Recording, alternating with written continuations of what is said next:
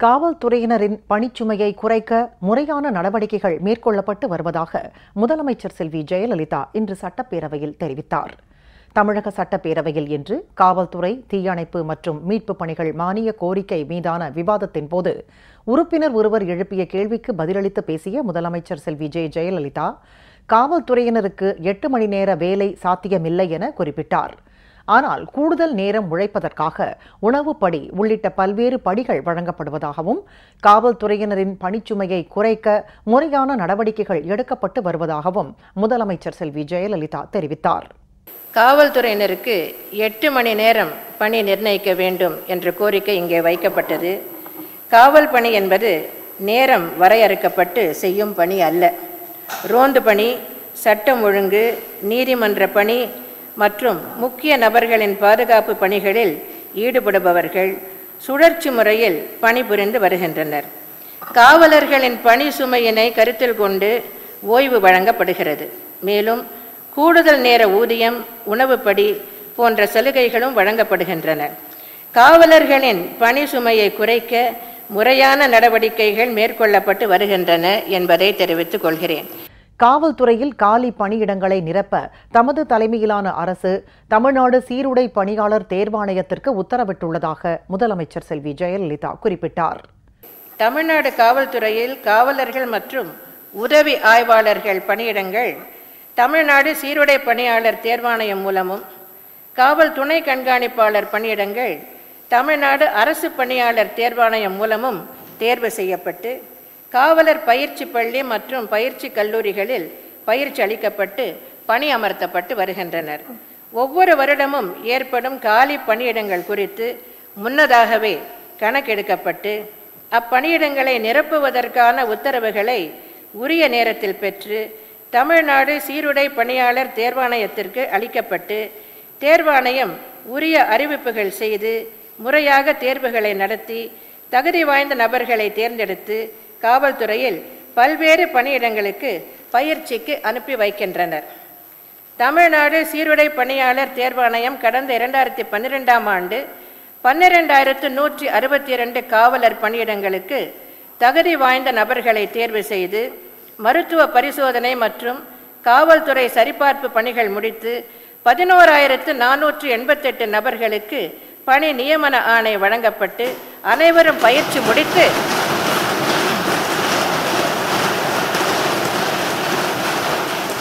அந்தந்த நகரங்கள், மாவட்டங்களில் பணி அமர்த்தப்பட்டு பணிபுரிந்து வருகின்றனர். ஆயுதப்படை காவலர்களாக தேர்வு செய்யப்பட்டுள்ளவர்களுக்கு 7 மாதம் அடிப்படை பயிற்சியும் 1 மாதம் செய்முறை பயிற்சியும் அளிக்கப்படும். தமிழ்நாடு சிறப்பு காவல் படைக்கு தேர்வு செய்யப்பட்டவர்களுக்கு 4 மாதம் அடிப்படை பயிற்சியும் 1 மாதம் செய்முறை பயிற்சியும் அளிக்கப்படும். பயிற்சிக்கு பின்னர் அந்தந்த மாவட்டங்கள், அணிகளில் பணியமர்த்தப்படுவார்கள். மேலும் 2ஆம் நிலை காவலர் பதவிகளுக்கு 2012 மற்றும் 2013ஆம் ஆண்டிற்கான காலி பணியிடங்கள் குறித்த தகவல்கள் மாவட்டங்களிலிருந்து பெறப்பட்டு 13078 ஆயுதப்படை 2ஆம் நிலை காவலர்கள் மற்றும் 180 தமிழ்நாடு சிறப்பு காவல் படை காவலர்களை தேர்ந்தெடுக்க தமிழ்நாடு சீருடை பணியாளர் தேர்வாணையத்திற்கு உத்தரவிடப்பட்டுள்ளது. இத்துடன் 886 உதவி ஆய்வாளர்கள், 277 தொழில்நுட்ப உதவி ஆய்வாளர்கள் மற்றும் 202 விரல் ரேகை பதிவு உதவி ஆய்வாளர்கள் என மொத்தம் 1365 உதவி ஆய்வாளர்களை தேர்ந்தெடுக்க தமிழ்நாடு சீருடை பணியாளர் தேர்வாணையம் நடவடிக்கைகள் எடுத்து வருகின்றது. ஆகவே 4 ஆண்டு காலமாக உதவி ஆய்வாளர்களை தேர்வு செய்ய எந்த நடவடிக்கையும் எடுக்கப்படவில்லை என்பது தவறான கூற்று. இவ்வாறு காலி பணியிடங்கள் அவ்வப்போது நிரப்பி வரினும் மாநிலத்தில் காவலர் எண்ணிக்கையின் விகிதம் குறைவாக இருப்பதை கருத்தில் கொண்டு காவல்துறையினருக்கு காவல் பணிகளில் உதவியாக இருக்கும் வகையில் தமிழ்நாடு சிறப்பு காவல் இளைஞர் படை, Tamil Nadu special police youth brigade ஒன்றை அமைக்க நான் உத்தரவிட்டதன் பேரில் 9079 இளைஞர்கள் தேர்வு செய்யப்பட்டு கடந்த 12/2/2014 அன்று முதல் ஒரு மாத கால அடிப்படை பயிற்சி முடித்து தற்போது பல்வேறு காவல் நிலையங்களில் பணியமர்த்தப்பட்டு பணிபுரிந்து வருகின்றனர். தற்போது காவல்துறையில் பல்வேறு பதவிகளில் 20,506 காலி பணியிடங்கள் இருந்து வருகின்றன. இவற்றுள் 14,623 காலி பணியிடங்களை பூர்த்தி செய்ய அரசு உத்தரவிட்டு அக்காலியிடங்களுக்கு தகுதியான நபர்களை தேர்வு செய்ய தமிழ்நாடு சீருடை பணியாளர் தேர்வாணையம் நடவடிக்கைகள் எடுத்து வருகின்றது.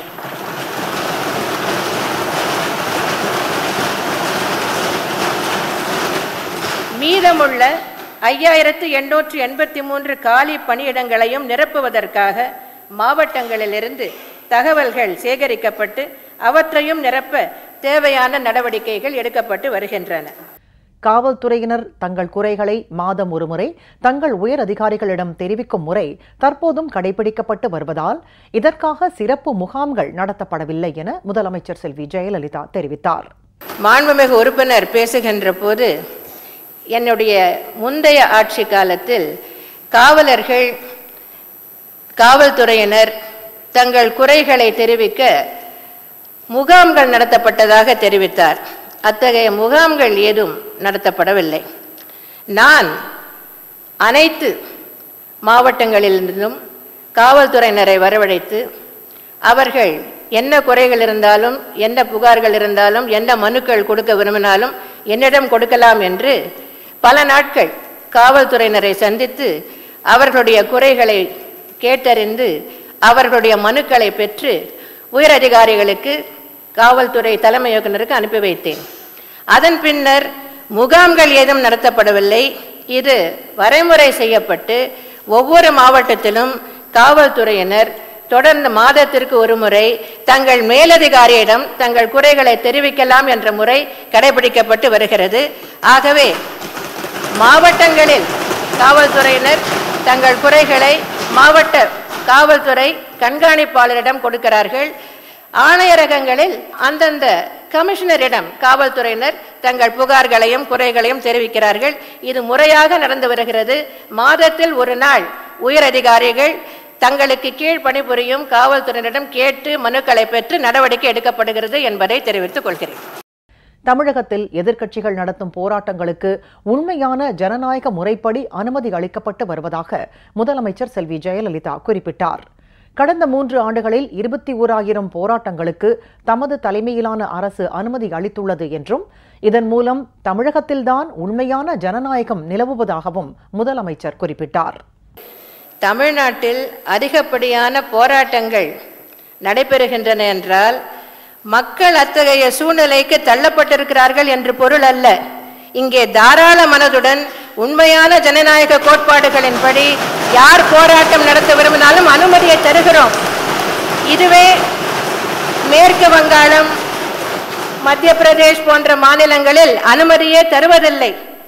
ஆகவே இதில் பெருமைப்பட்டுக் கொள்ள வேண்டிய விஷயங்கள் நிறைய இருக்கின்றன என்பதை மாண்புமிகு உறுப்பினருக்கு சுட்டிக்காட்ட விரும்புகிறேன்.